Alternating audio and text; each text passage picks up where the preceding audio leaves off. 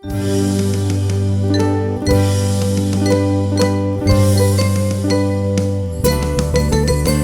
sinta, yun na bang nadarama? Damdamin ng pagbibigayan, pagkakaisa. Walang malapit at malayo sa ating pagsasama. Pagkat sa POV, tayo ay pamilya. Paskong sinta, naririnig mo ba? Ang himig ng pagpapatuloy at pag-asa. Walang mahirap na pagsubok at problema. Pagkat sa POV, tayo ay pamilya.